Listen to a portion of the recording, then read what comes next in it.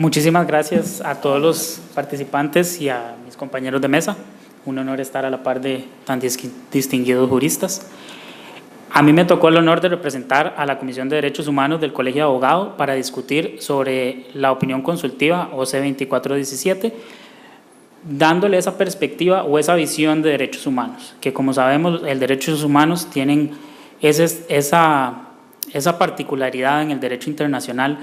que le da cierta especialidad respecto a la forma de interpretarla o inclusive la forma de aplicarla a nivel interno, como acabamos de escuchar al señor Fabián Bolio. Entonces, básicamente voy a hablar de tres temas en específico.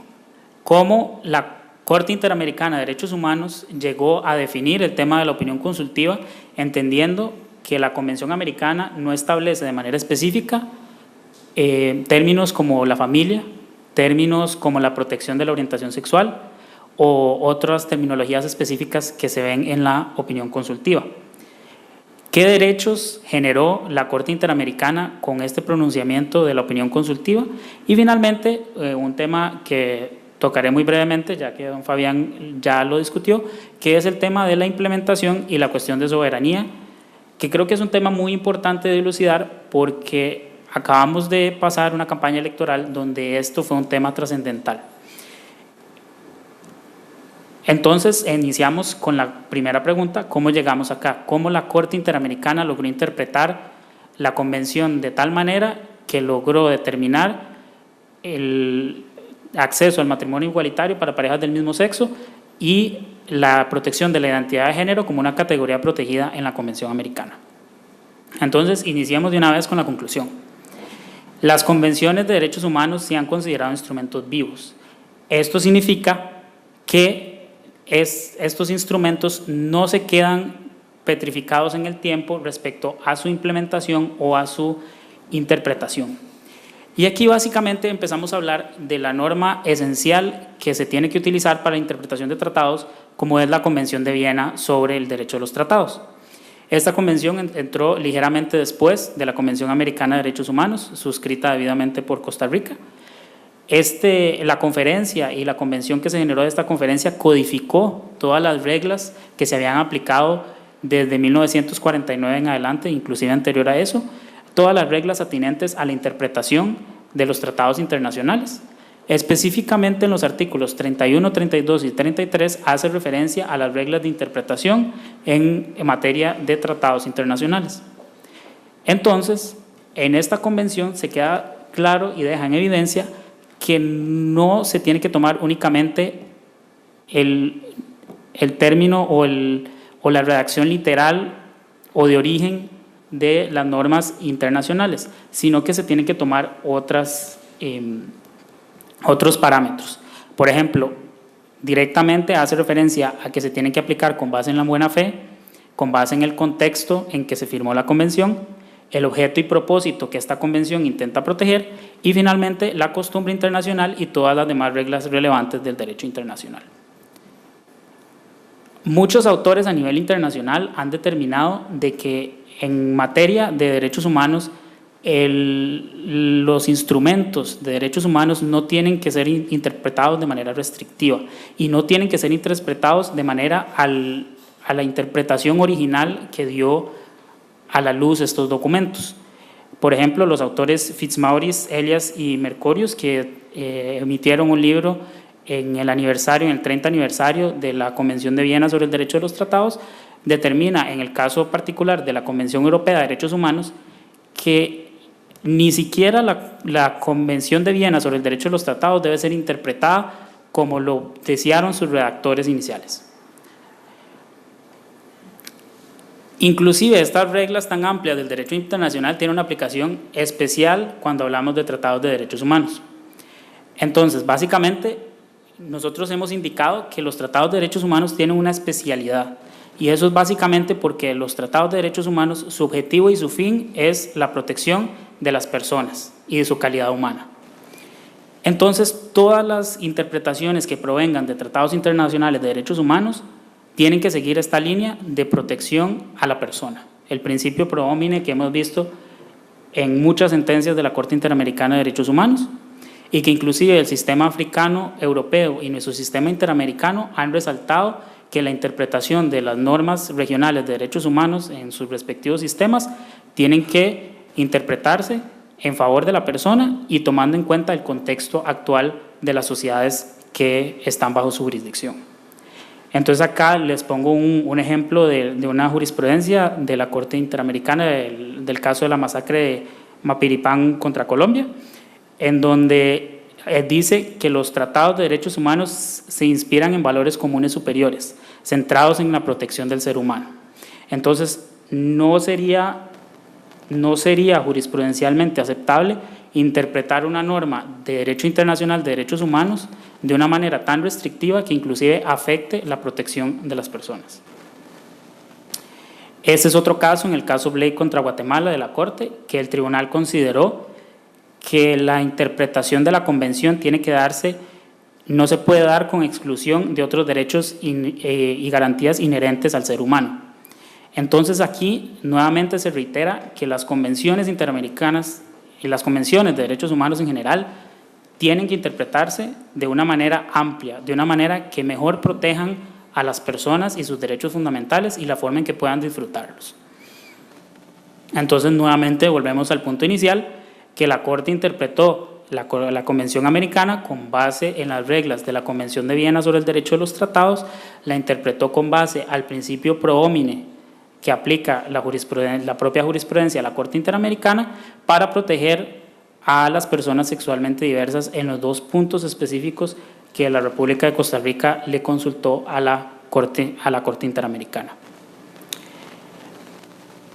Tomando ese punto de partida, entonces, ¿qué derechos generó la opinión consultiva o qué temas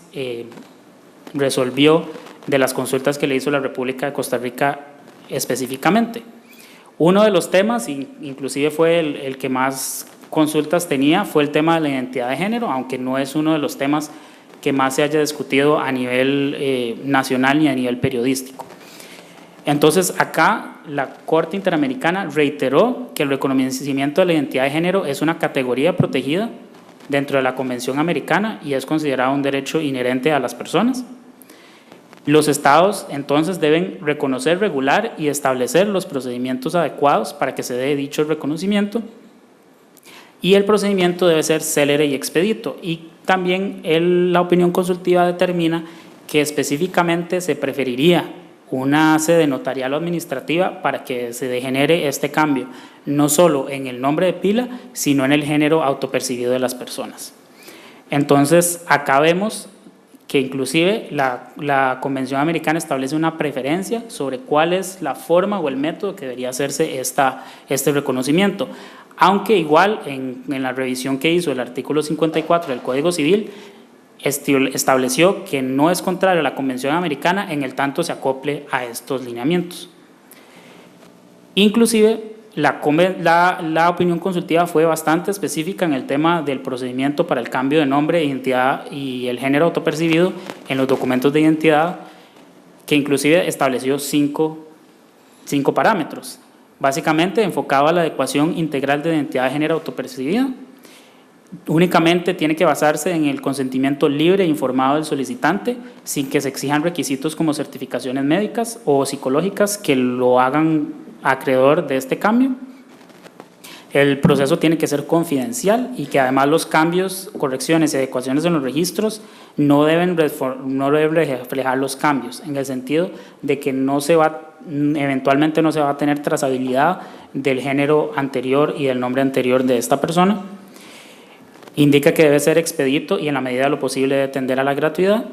y que no debe requerir acreditación de operaciones quirúrgicas y hormonales. En estos casos particulares, la Corte fue muy específico en estos temas porque ya habían varias leyes de identidad de género a nivel americano que eventualmente exigían presentar como prueba para hacer estos cambios dictámenes médicos, certificados médicos de que la persona hormonalmente ya se relacionaba más con el otro género del que él nació inicialmente, o que se hizo las operaciones quirúrgicas correspondientes para ya ser del otro género, pero a nivel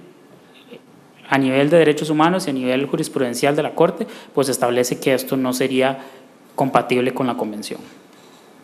Y el segundo tema que determinó fue el tema del matrimonio igualitario, aunque la República de Costa Rica específicamente no preguntó de la figura del matrimonio. Muchas de las coadyuvancias que se presentaron en el procedimiento de consulta sí hacían referencia específica al acceso al matrimonio. Inclusive en la parte dispositiva o resolutiva de la opinión consultiva, la Corte sí lo cita de manera directa, aunque lo pone más como ejemplo que como una obligación. Nada más indica, se tienen que abrir todas las figuras que regulan la relación entre personas, como el matrimonio. Entonces, en esa parte de la opinión consultiva, la Corte estableció la importancia del derecho a la no discriminación como derecho humano, que ya lo había hecho en otras sentencias como la Tabla Rifo y Niñas contra Chile. Los estados deben permitir el acceso de todas las figuras existentes para regular relaciones de parejas del mismo sexo. Entonces podemos interpretar que hace referencia a tanto al matrimonio como a uniones civiles, como a las uniones de hecho y cualquier otra figura legal existente en el ordenamiento jurídico costarricense que regule las relaciones entre personas. Y también ordenó que se deben hacer todas las reformas legales y administrativas necesarias para cumplir con este mandato. Aunque en una redacción un poco confusa también estableció que mientras el Estado de buena fe demuestre que está haciendo esta implementación, estos cambios, igualmente durante ese término tiene que aplicar la opinión consultiva de la Corte. Esta es una cita que ese es el tipo de cita que intenté buscar en la opinión consultiva, pero no la encontré. La opinión en realidad es una opinión consultiva muy técnica. Esta es el último párrafo de la parte dispositiva del caso Obergefell-Hodges de Estados Unidos, en donde se dispuso el matrimonio igualitario en los Estados Unidos. Es una redacción un poco más romántica de la que nosotros estamos acostumbrados en nuestro ordenamiento, en donde se dice que ninguna unión es más profunda que el matrimonio, porque en ella se encarnan los ideales más altos de amor, fidelidad, devoción, sacrificio y familia. Se las pongo de referencia porque una de las razones por las cuales se da la lucha por el matrimonio igualitario, ya sea a través del mecanismo de consulta de la Corte Interamericana, como diferentes otros procesos internos que se han llevado en distintos países, el tema del matrimonio no es solo el tema de la fiesta o el jolgorio que uno hace cuando uno se casa normalmente, sino que los estados en cualquier lugar del mundo han relacionado la figura del matrimonio con otros derechos. Entonces es muy importante ese reconocimiento de que se tenga esa protección también inclusive del Estado en temas de divorcio, inclusive separación de bienes, en temas de herencias y demás, que actualmente no se encuentra protección a nivel interamericano en la mayoría de los países. Y el último punto a tocar es la cuestión de la soberanía y la implementación de la opinión consultiva, porque este fue un tema que se tocó mucho a nivel nacional, en donde se indicaba que la Corte violó la soberanía de Costa Rica por establecer esta opinión consultiva, que lo hizo a espaldas del país y demás. Inclusive, para dato de todos, 96 personas participaron en el proceso de consulta de la opinión consultiva, y es la opinión consultiva con la participación de gobiernos, entidades internacionales, organismos no gubernamentales y sociedad civil, de más participación a nivel de las historias de las opiniones consultivas. Entonces, como dijo don Fabián previamente a mi intervención, Costa Rica soberanamente delegó la soberanía, valga la redundancia, a la Corte Interamericana de Derechos Humanos. El tema de la soberanía está muy, muy específico en el artículo 2 de la Constitución, donde dice nada más: la soberanía reside exclusivamente en la nación. Esa soberanía la delegamos en la Asamblea Legislativa, y la Asamblea Legislativa delegó la soberanía cuando aprobó tanto la Carta de la OEA como la Convención Americana de Derechos Humanos. Y posteriormente, inclusive, con la Ley 6889, que ratificó el convenio sede de la Corte, y por eso la sede acá está en Costa Rica. Y con la particularidad también de que Costa Rica, principalmente representada por su Poder Judicial, representada por su Sala Constitucional, ha emitido jurisprudencia atinente a ampliar la protección o a ampliar el estándar mínimo que se tiene a nivel internacional respecto a la implementación de opiniones consultivas o sentencias de derechos humanos, porque claramente el tema de la implementación, no solo en el rango de los derechos humanos, sino a nivel amplio en el derecho internacional, la aplicación local de esas disposiciones siempre ha sido un tema de eterna discusión, porque a diferencia de una sentencia local, por ejemplo, en las partes dispositivas de la Sala Constitucional, donde amenazan de que si usted reincide o no aplica la parte dispositiva del fallo de la Sala, usted estaría incurriendo en el delito de desobediencia, y usted incurre en el delito de desobediencia, lo podrían condenar por eso y eventualmente usted podría ir a prisión por eso. Eso a nivel internacional, no pueden agarrar al país y encarcelarlo para obligar a la implementación. Entonces es un tema de eterna discusión a nivel de derecho internacional. En el caso de Costa Rica, principalmente, inclusive el propio, en mi opinión personal, la propia jurisprudencia de la Sala Constitucional es la que ha generado toda esta discusión atinente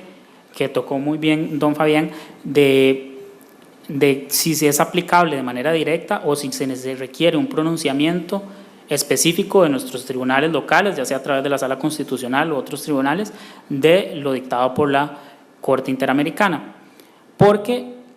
la opinión consultiva y los procesos de opinión consultiva ya han sido fallados por la Sala Constitucional, y así soberanamente la Sala Constitucional en su jurisprudencia dijo de manera clara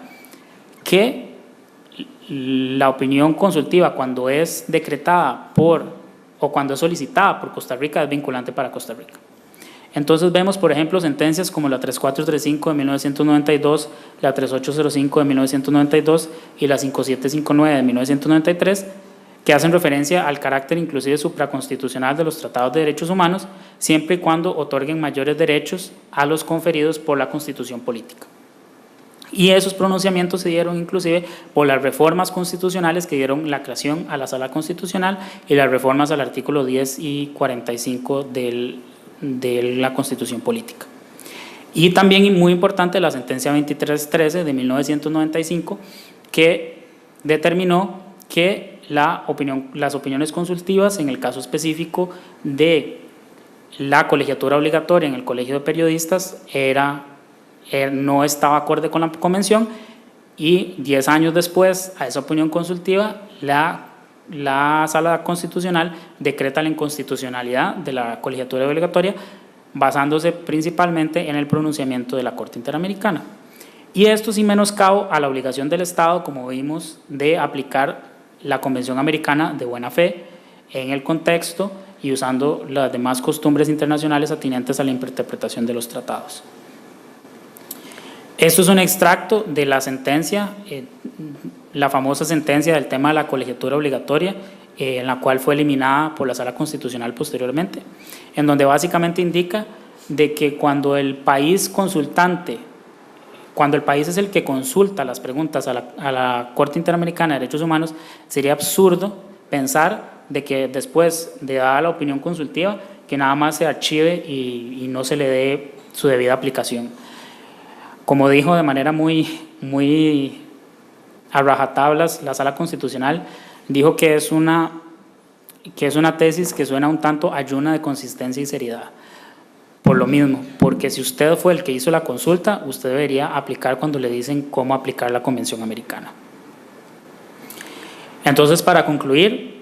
de manera muy rápida, la Corte aplicó las reglas interpretativas vigentes para los tratados de derechos humanos respecto al contexto actual de las disposiciones de la Convención Americana y respecto a la jurisprudencia internacional del principio de la aplicación y de la interpretación pro homine que se deben hacer a las convenciones de derechos humanos, que la Corte válidamente amplió los derechos de las personas trans a la identidad de género y a las parejas del mismo sexo al acceso a figuras como el matrimonio, que Costa Rica y la Sala Constitucional soberanamente delegaron su potestad en la Corte Interamericana de Derechos Humanos para hacer estos pronunciamientos, y que para el caso específico de Costa Rica la opinión consultiva es vinculante, por ser un país garante de derechos humanos y por los pronunciamientos propios de la Sala Constitucional. Eso sería de manera general la postura de la Comisión de Derechos Humanos. Muchísimas gracias.